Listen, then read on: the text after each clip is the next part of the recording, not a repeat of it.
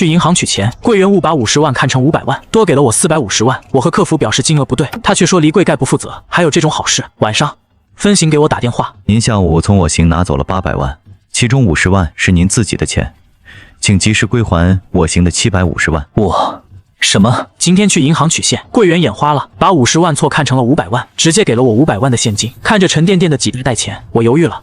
因为我卡上根本就没有500万，我的卡上最多只有50万零几千块钱。没有人不喜欢钱，更何况是如此大的一笔天降横财。麻烦您清点一下，我行规定离柜概不负责。我点点头，直接拿着钱离开了银行。我其实很讨厌与这家银行的员工打交道，如果不是迫于无奈，我早就注销账户了。银行里的大厅装修得非常华丽，办事窗口更是开设了好几个，但是永远只有一个窗口在工作，其他窗口永远都是暂停服务。明明外面已经排满了队，但工作人员仍旧不急不慢，在里面谈天说地，仿佛外面的长龙与他们没有丝毫关系。好几次我去取钱，柜员一听我要办理取现业务，就立马开始给你甩脸色，然后开始各种为难，各种盘问我去办业务。柜员却总是变着法的忽悠你开通这个，开通哪个出了分行。我掏出手机打开了录像，然后在摄像头的注视下，用另一部手机直接打电话给银行客服。我是张千和，今天下午3点33分，我们在你们广陵分行取钱，出来后我发现金额数额不对，麻烦给我预约一个时间，我申请重新办理。银行客服听到我的话后，立马不乐意了。张先生是这样的，我行规定离柜概不负责，很理解您的心情，但是我帮不了您，请您理解。你这人怎么是这样的？你工号多少？怎么这样说话？我这是为了你们好，为了我们银行好。先生，我的工号是，这种情况我们真的没办法处理。离柜概不负责是保护双方权益的规则，您当时没清点清楚，现在实在不能为您重新办理，请您理解。说罢，他直接挂断了电话。我早想质疑他们了，我从来没有给他们工作人员造成过任何麻烦，可他们就因为你要办理业务，为了自己的提成收益，就开始各种欺骗消费者。好几次我明明已经说得很清楚了，只办理存款业务，不办理其他任何业务，可是偏偏工作人员就一直有意无意引导我，把存款转成理财，转成保险，还说什么收益高。我看是他们提成高吧，取款时更是过分。我自己的钱，使用前还得跟他们报备，美其名曰是为了我们好，可是但凡我钱款流向说的稍微有点不清楚，他们就会以可能被诈骗为由拒绝我提款，就连报警也没用。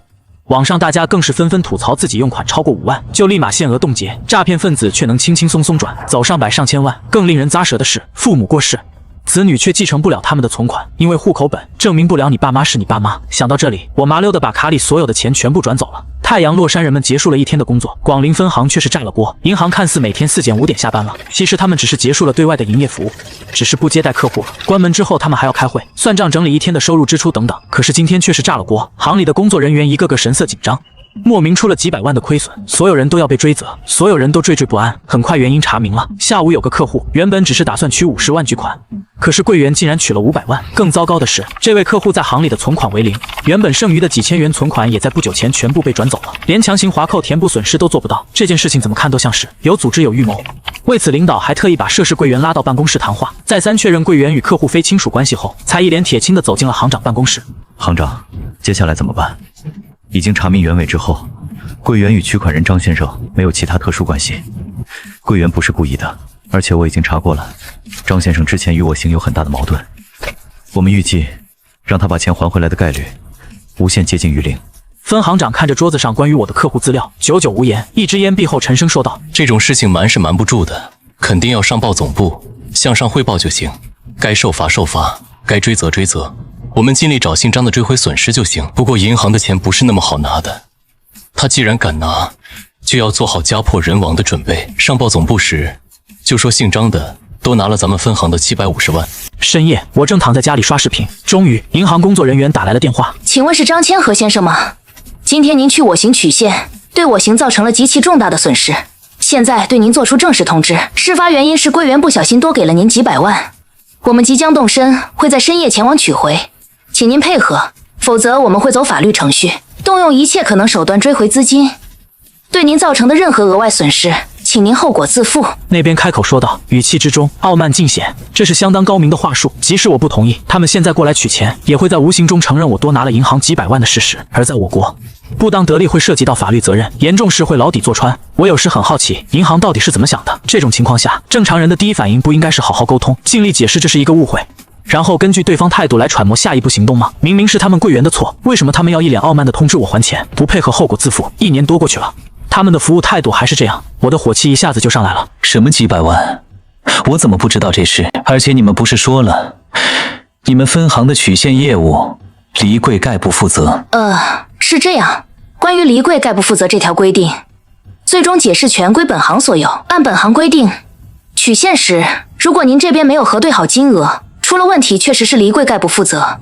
这条主要是针对顾客的，如果是我们不小心多给了，还是需要您退还的。毕竟这个涉及到不当得利，是违法的。真是流氓啊！钱给少了，客户没发现那就是黎贵概不负责，自己钱给多了，就成客户不当得利，是违法了。合着分行少给顾客钱后，多出来的钱就不属于不当得利了。你说我拿了你们银行几百万，我问你，你怎么证明这几百万是银行的钱？张先生，我们行内有监控的，你推脱不了的。对方已经做好了充足的准备，户口本都证明不了我妈是我妈，你们怎么证明监控里的人是我？就不能是别人化妆成了我的样子吗？我也知道，我这话明显就是在耍无赖，但我就是想让他们尝尝搬起石头砸自己脚的感觉。果然，对方听到我的话后，顿时沉默了。面对自己的流氓话术，他们也不知道怎么回复了。其实我并非真不打算把钱还给分行，我只是十分不满意他们傲慢的态度。我很清楚自己的定位，自己是斗不过银行的。我和银行去年就在打官司了，案情明了，证据充足的情况下，到现在都没有结案。律师和我表示，即使最终官司能够打赢，银行工作人员拒不执行的概率也很大。因此，我的底线就是钱可以还，但是只能还200万。这样吧，去年我在你们分行有250万的存款不翼而飞了，你们说是员工个人行为，我不认可。钱是在你们银行存的，出了事就得你们负责。这个官司咱们一直打到现在，现在我可以选择撤案。这次我只归还200万，多出的250万本来就是我的，这样可以吧？不料听到我的话，对面却炸了。200万，张先生，你开什么玩笑？你得还我们750万。我觉得我的脑子一下子懵了，有些反应不过来。这时，对方继续说道：“张先生，去年的事情我先已经解释得很清楚了。您账户上250万不翼而飞，是我行员工的个人行为，与本行无关，与这次您多拿了我行750万的事不搭嘎。这750万您该还得还。至于那250万的事，咱们要相信法律自会给一个公道。”对方的话直接把我气炸了。律师都已经说了，即使那250万胜诉了，你们拒不执行的概率也很大。现在让我相信公道，我本想发作，但还是深吸一口气，决定问个清楚。你刚刚说我从你们银行拿走了多少？您下午从我行拿走了800万，其中50万是你自己的钱，750万是员工个人失误。你如果不及时归还，我们不排除使用法律手段。去你妈的！老子不还了，要打官司随便你！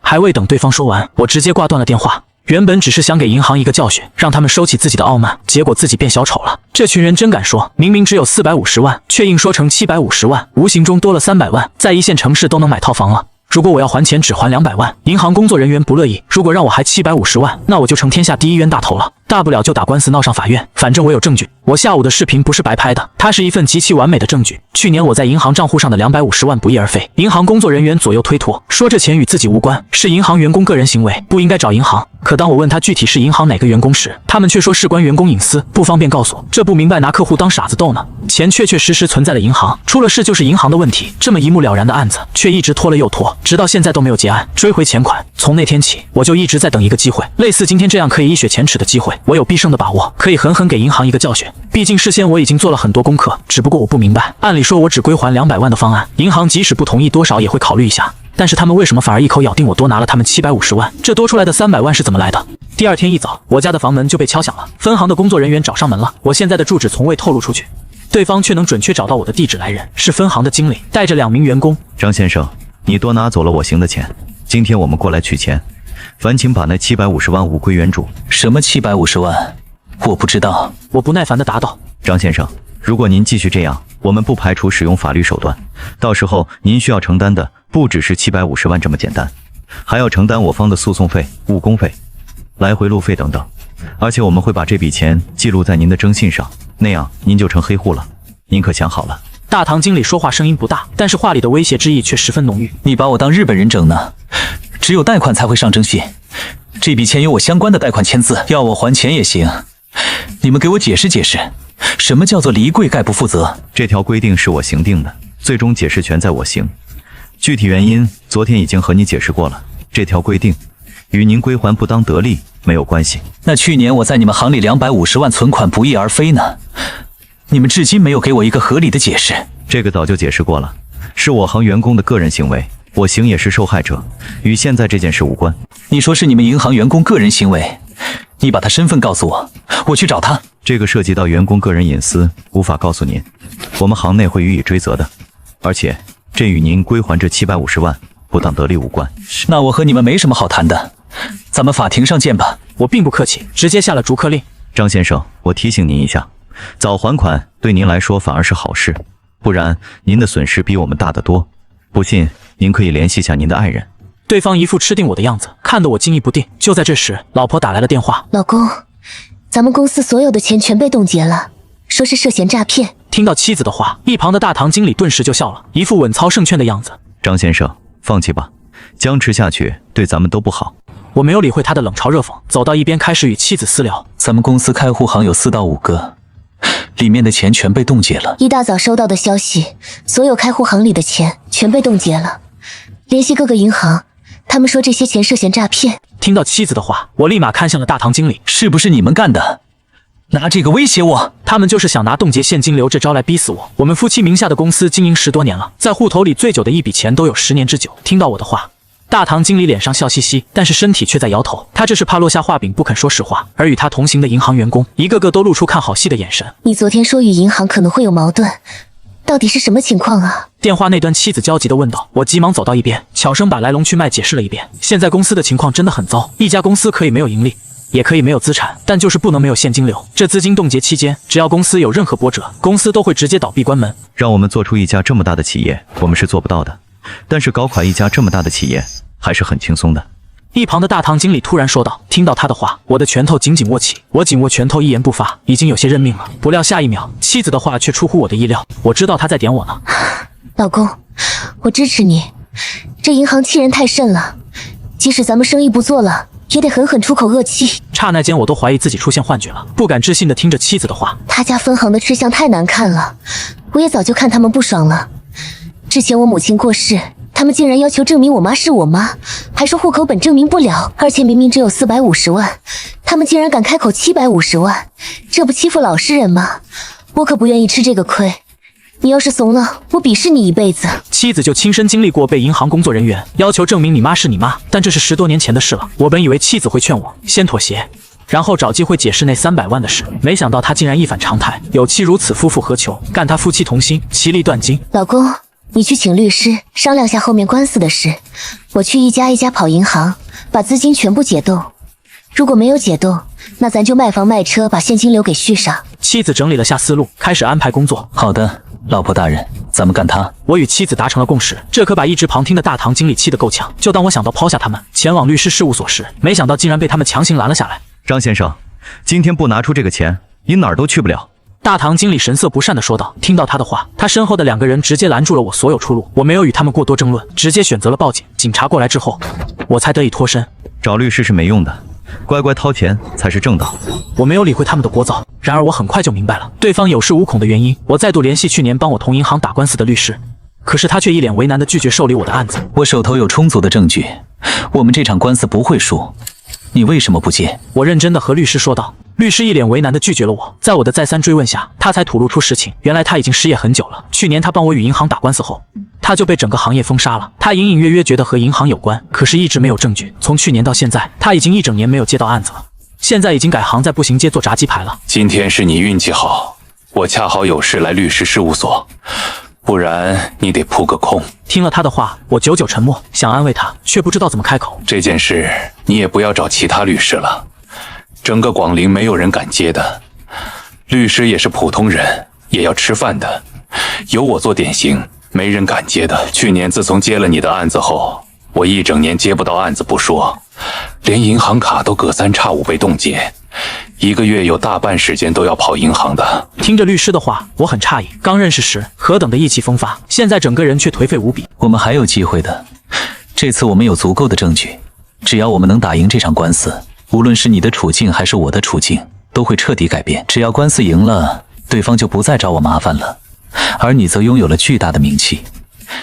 你开个短视频账号，把自己打赢官司的案件天天营销，翻天覆地地讲，让全国各地的人都知道你。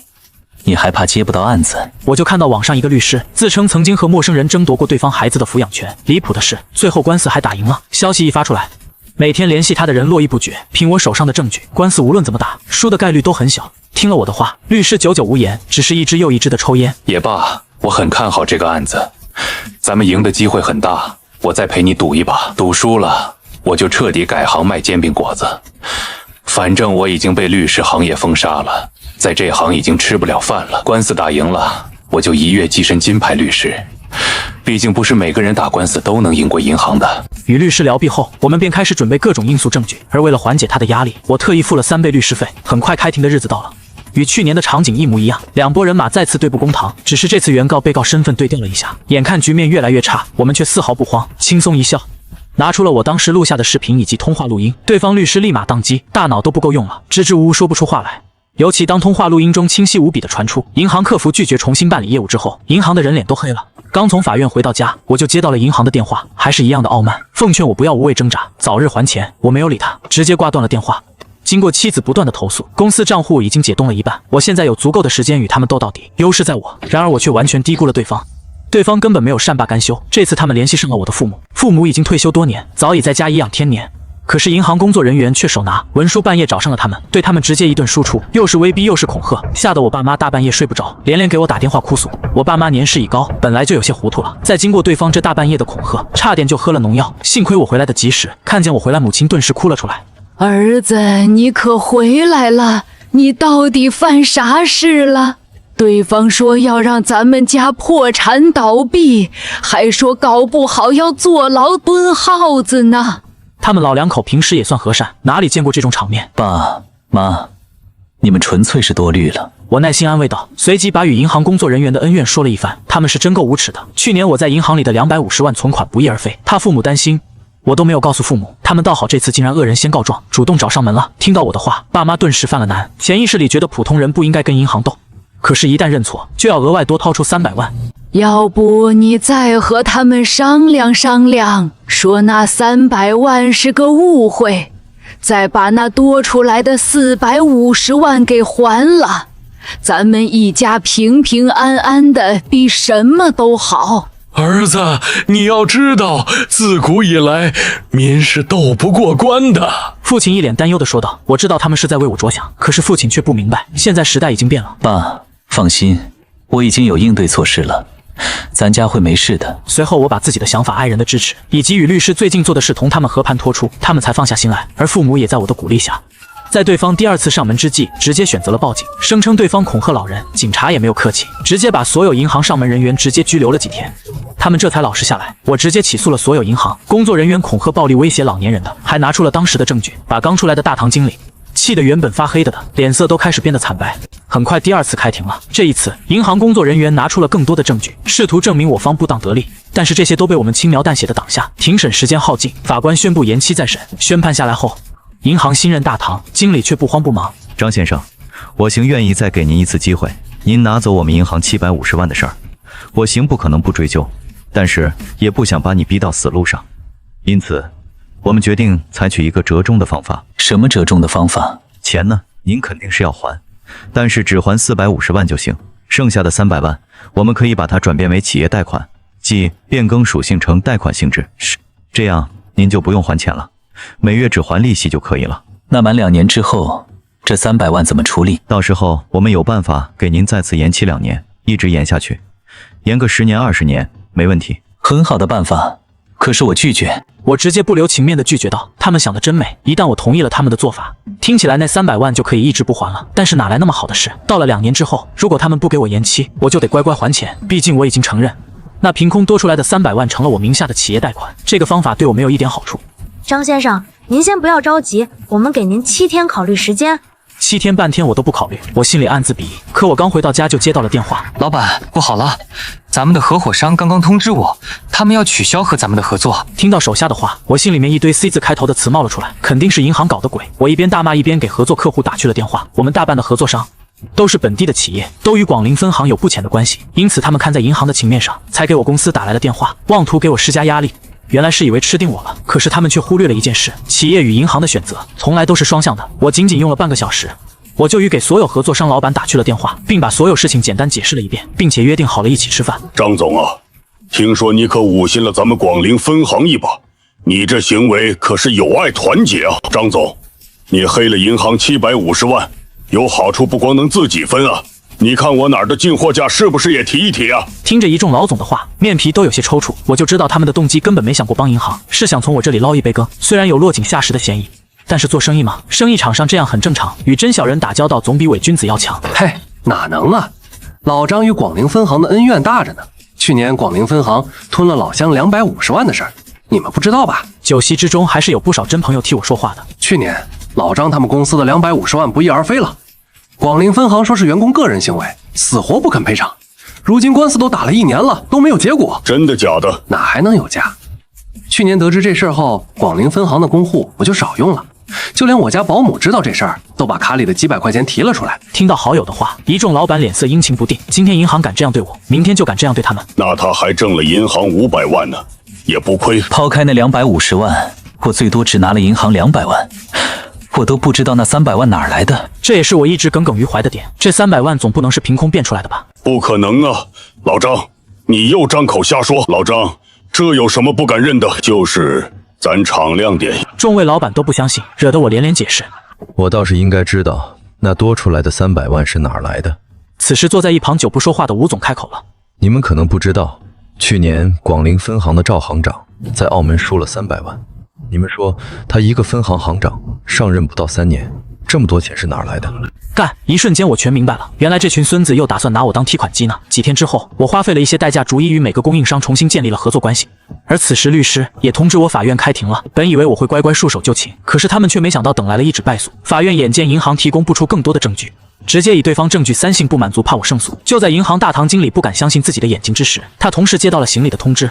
分行赵行长以涉嫌挪用行内资金被立案调查，与他关系密切的相关知情人士全都要被调查。一瞬间，他面如死灰，一时间眼角滴落几滴悔恨的泪水。而在几天后，我见了广陵分行的旧行长，与上一次见他相比，几天之内他仿佛老了10岁。如果当时我们只让你退回200万，你会还钱吗？他开口了，我沉默片刻，点点头。我和他们不一样，我有底线。看到我点头，分行行导满脸懊悔，直接开始嚎啕大哭。事情还没有结束，广陵分行的新行长上任的第一天就收到了法院的传票。去年我250万存款不翼而飞的事情，已经足足折腾了1年。今年是时候结束了。新上任的行长没想到一上任就面临这样一个烂摊子，他本能的打算沿用前任的计划，即使败诉了也拒不执行，反正分行又不怕。可是他没料到，法院刚判我胜诉的那一刻，我直接花钱雇了一大票记者、博主堵在了银行门口。而我则开始在他们的直播中开始讲述事情原委以及银行的无赖。看着事情发酵的越来越大，社会的关注度越来越高，越能出奇制胜。新行长怕了，咬咬牙，把去年的250万本金以及误工费、律师费等一众费用全都一股脑掏了出来。拿到钱的第2天，我就给妻子新买了一个包，以及换了一辆新车。与此同时，网络上也多了一位金牌律师。